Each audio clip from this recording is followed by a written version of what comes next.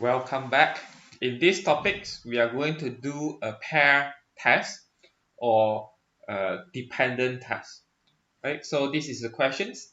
So in this study, we want to check the effectiveness of a drug on hypertension. We have 16 patients and we measure the diastolic blood pressure before the study and after the study. So we have two blood pressure, one is before and one is after. So as you can see, the before and after are both coming from the same patient. So when we compare, we need to compare this value with this value and this value and so on. We are not going to take the average of all the blood pressure for before and compare it with the blood pressure of after. We need to do it pairwise. Hence the name pair sample t-test or pair t-test or dependent test. So as usual, we go to SPSS, go to variable view. So under variable views, we will have two variables. One is BP before, one is BP after. Alright, so if you look at it, both of them should be scale. Okay, both of them should be scale. Now go to data view. For before and after, we put in the data.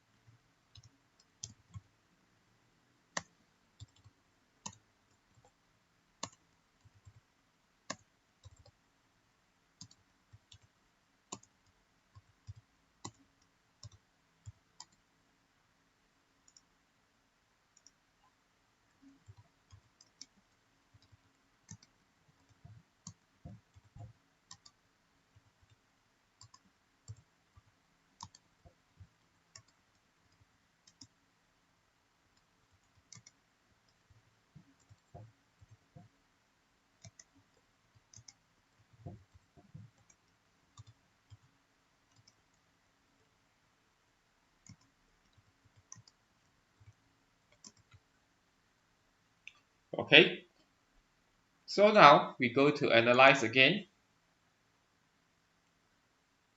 Compare mean and pair sample t-test. Click it.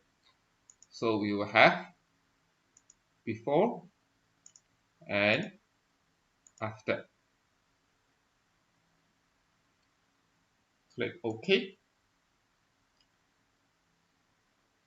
Alright, so you can see that for before, the mean is 154, after is 149.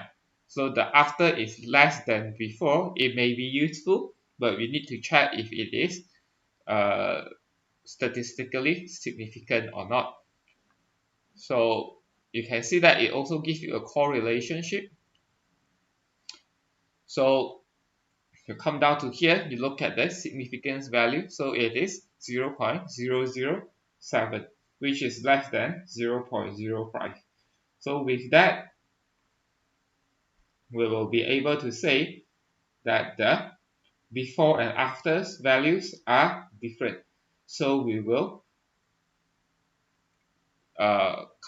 we will reject the null hypothesis that the before and after are same.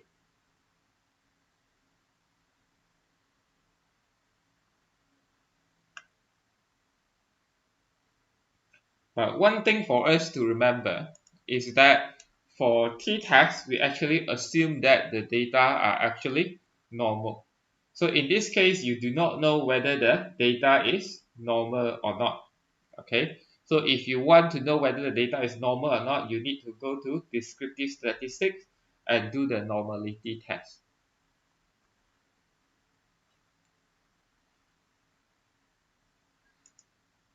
Thank you.